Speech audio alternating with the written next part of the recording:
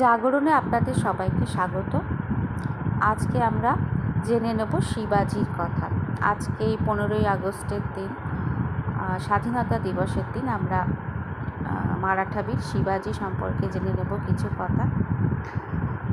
আজ থেকে বেশ অনেক বছর আগে, যখন আমি বেশ ছোট ছিলাম, তখন একটা কথা বড়রা খুব বলতেন আমায়, সারাদিন গল্পের বই পড়লে চলবে। একটা কমন ডায়লগই ছিল টিচারদের বা অন্যান্য গুরুজনদের। এই একই কথা আমরা হয়তো অনেকেই শুনে বড় হয়েছি। আমি হরপ করে বলতে পারি, যারা এমন কথা বলতেন তারা বীর শিবাজিকে নিশ্চয়ই জানতেন না। যদি জানতেন তাহলে এমন কথা বলতে পারতেন না। মারাঠা বীর শিবাজি কিন্তু নিরক্ষর ছিলেন। শিক্ষা বলতে ছিল তার মায়ের মুখে শোনা রামায়ণ, মহাভারত, পুরাণের গল্প।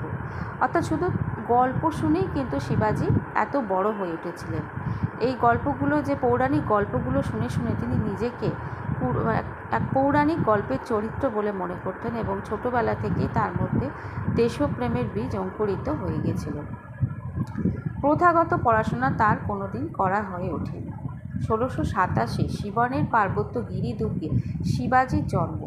তার পিতা শাহজি ভোসলে প্রথমে আহমদনগর ও পরে বিজাপুরের উচ্চপদস্থ রাজকর্মচারী ছিলেন। তিনি দ্বিতীয় পত্নী তুকাবাই এবং তাদের সন্তান ব্যাঙ্কোজিকে নিয়ে বিজাপুরে থাকতেন। তাই পিতার ভালোবাসা শিবাজি কোনোদিন পাননি। শিবাজির মা জিজাবাই ছিলেন দেবগিরির যাদব বংশীয় জাগিরদার যাদব রাওয়ের কন্যা। তিনি খুবই ধর্মপরায়ণা ছিলেন। তাঁরই আদর্শে শিবাজি বড় হয়ে উঠেছিলেন। তিনি মায়ের মুখে গল্প শুনতে খুব ভালোবাসতেন এবং নিজেকে গল্পের চরিত্র বলে মনে করতেন। দাদাজি কোন্ডদেব নামে একজন বিচক্ষণ ব্রাহ্মণ শিবাজি এবং তার মাকে দেখাশোনা করতেন। তার কাছে শিবাজি রাজনীতি, ঘোড়ায় চড়া, যুদ্ধনীতি ও শাসন ব্যবস্থা সম্পর্কে জ্ঞান লাভ করেন। সেই সময় তারা মাতা ও পুত্র তখন পুনায় থাকতেন। পার্বত্য মাওয়ালি উপজাতির সাথে শিবাজির ভালো সম্পর্ক ছিল বাল্যকাল থেকে।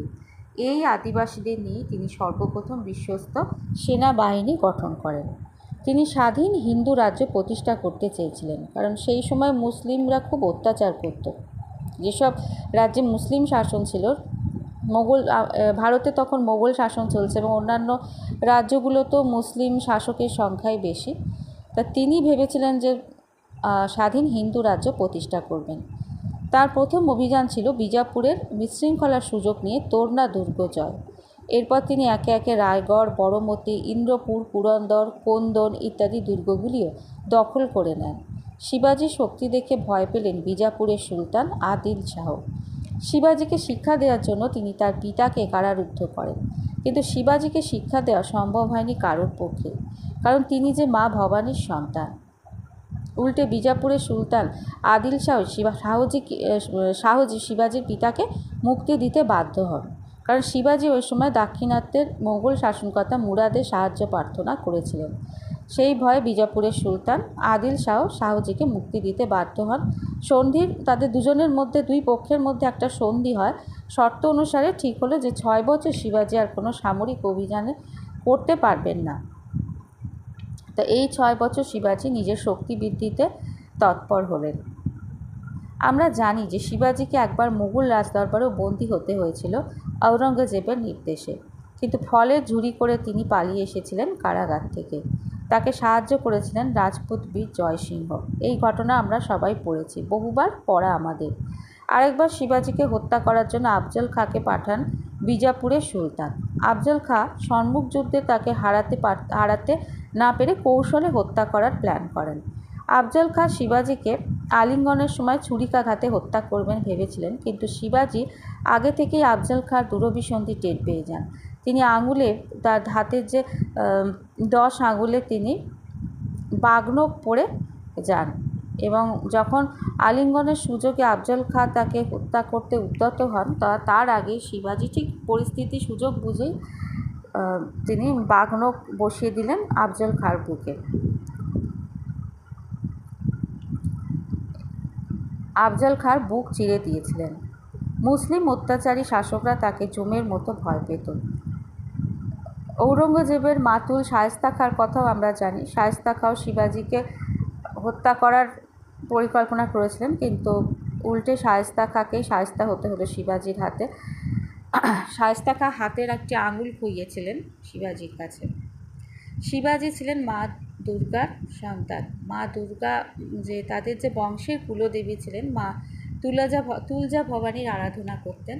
মা ভবানী তাকে শক্তি দিয়েছিলেন যে তার শত্রুদের মোকাবিলা করার মতো, এবং যে শিবাজি বুদ্ধিও দিয়েছিলেন মা দুর্গাই তাকে, যখন যেরকম পরিস্থিতি আসতো মা দুর্গা তাকে সেইভাবে চালনা করতেন। তার জন্য তাকে শিবাজিকে কেউ হারাতে পারেননি। মা দুর্গা তার তপস্যায় সন্তুষ্ট হয়ে তাকে চন্দ্রহাস তলোয়ার দিয়েছিলেন, আর দিয়েছিলেন একটি পাথর। সেই পাথর ভবিষ্যৎ বলে দিতে পারত। তুলজা ভবানী মন্দিরে এখনও এই পাথর আছে।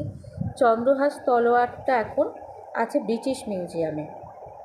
ভারতে আসার কথা হয়েছিল, কিন্তু এখনও এসেছে কিনা জানি না।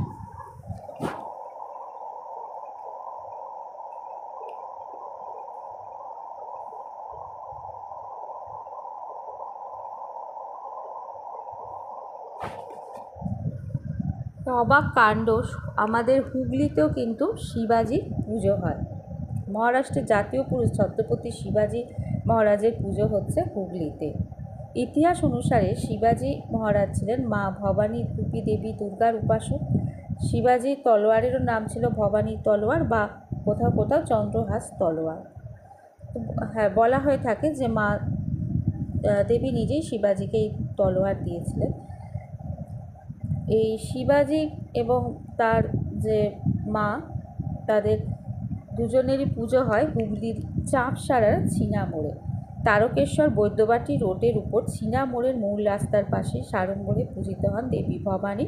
সাথে রয়েছে ছত্রপতি মহারাজ। প্রত্যেক বছর বাসন্তী পুজোর সময় 5 দিন ব্যাপী দেবী পূজিতা হন। 2017 সালে এই স্থানে স্থানীয় গ্রামবাসীদের ঐকান্তিক চেষ্টায় দেবী ভবানীর একটি মন্দির তৈরি হয়েছে। বাৎসরিক উৎসব ছাড়াও নিত্য পূজিতা হন দেবী। মন্দিরে আছে মা ভবানীর একটি মূর্তিও। তবে হুগলির এই ছোট্ট জনপদে এরকম বিরল দেবী মূর্তি ও শিবাজির পূজার ইতিহাস জানা যায় না। সিংহবাহিনী দেবী এখানে অষ্টভুজা। দেবীর হাতে রয়েছে 6 অস্ত্র, চক্র, খড়গ, ধনুক, তীর, কুঠার ও গদা। সামনে 2 হাতে শিবাজি মহারাজকে তলোয়ার প্রদানরত অবস্থায় রয়েছেন। দেবীর সামনে 2 বাহু প্রসারিত অবস্থায় উপবিষ্ট হয়েছেন ছত্রপতি।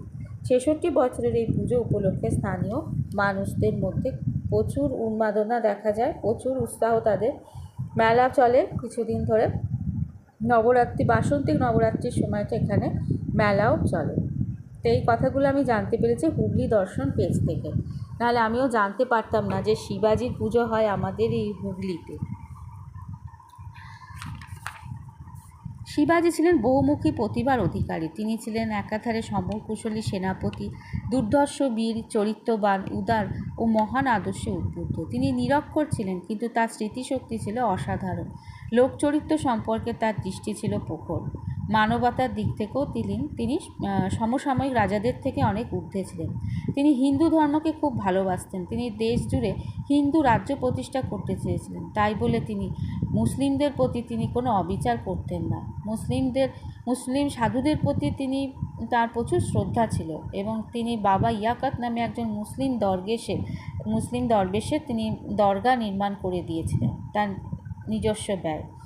মুসলিম ধর্মীয় পণ্ডিতদেরও তিনি অর্থ সাহায্য বা নিষ্কর জমি দান করতেন। শিবাজির কঠোর সমালোচক কাফি খাও শিবাজির পরধর্ম সহিষ্ণুতার প্রশংসা করেছেন। তার শিবাজির যে এই লড়াইটা ছিল, যেসব মুসলিম শাসকরা অত্যাচার করছেন তাদের প্রতি, সাধারণ মুসলিমদের প্রতি তার কোনো লড়াই, তাদের বিরুদ্ধে তিনি ছিলেন না, বরং তাদের তিনি সহায়তাই করেছেন। আক্রমণ বা লুণ্ঠনকালে তিনি কখনো কোনো মসজিদ বা কোরআন কলুষিত বা বিনষ্ট হতে দেননি। মুসলিম নারী ও শিশু বন্দী হলে তিনি তাদের সম্মান ও প্রাণ রক্ষা করতে সর্বদাই যত্নবান থাকতেন। সমকালীন যুদ্ধবিগ্রহের সময় শিবাজি অযথা অত্যাচার বা হত্যাকাণ্ড অনুষ্ঠিত করে নিজের চরিত্রকে কলুষিত করেননি।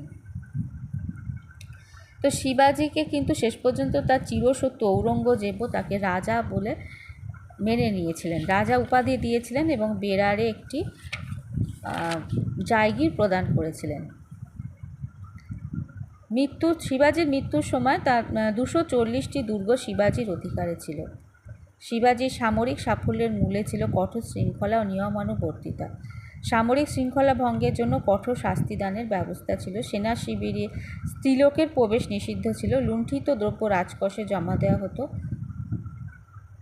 শিবাজির সামরিক সাফল্যের অপর একটি কারণ ছিল গেরিলা যুদ্ধরীতি এবং মহারাষ্ট্রের মতো পর্বত সংকুল দেশে এই রীতি খুবই কার্যকর হয়েছিল। তো শিবাজি নিজে লেখাপড়া জানতেন না, কিন্তু তা সত্ত্বেও তার অসাধারণ বিচক্ষণতা ছিল, যার জন্য তিনি একটা জাতিকে এইভাবে ঐক্যবদ্ধ করতে পেরেছিলেন। তার নিজস্ব সেনাবাহিনীও ছিল, অশ্বারোহী, পদাতিক, বর্গী, শিলাদার নৌবাহিনী ছিল। বর্গীয় শিলাদার ছিল দুরকম সেনাবাহিনী। বর্গীরা মাইনে পেত রাজকোষ থেকে, কিন্তু শিলাদাররা মাইনে পেত না, তারা শুধু যুদ্ধের সময় মাইনে পেত। তো শিবাজি সম্পর্কে আমরা মোটামুটি একটা ধারণা করার চেষ্টা করলাম যে তিনি কীরকম ছিলেন। সব কিছু তো আর বলা যায় না একটা ভিডিওতে।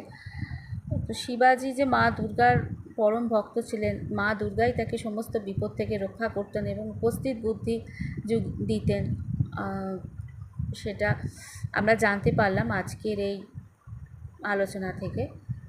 যদি মা দুর্গা, আমরা তো ভাবি যে ভগবান আমাদের দেখেন না, কিন্তু ঠাকুর যাদের পছন্দ করেন তাদের ঠিকই দেখেন, সবাইকে হয়তো দেখেন না। সেটা আমিও এতটা ভক্তিমতী নই, বা এতটা আমি ভক্ত নেই যে আমি জোর দিয়ে বলতে পারবো যে সবাইকে ঠাকুর দেখেন। ঠাকুর দেখেন ঠিকই, কিন্তু যাকে তার ভালো লাগে তাকেই তিনি দেখেন। শিবাজি অসাধারণ মানুষ ছিলেন, তার মানুষের প্রতি তার ভালোবাসা ছিল অপরিসীম। তিনি সবাইকে শ্রদ্ধা করতেন, আবার তিনি যারা দুষ্ট তাদের প্রতি উপযুক্ত ব্যবস্থা নিতেন। এইসব কারণে তিনি মা দুর্গার, মা ভবানী কৃপা পেয়েছিলেন।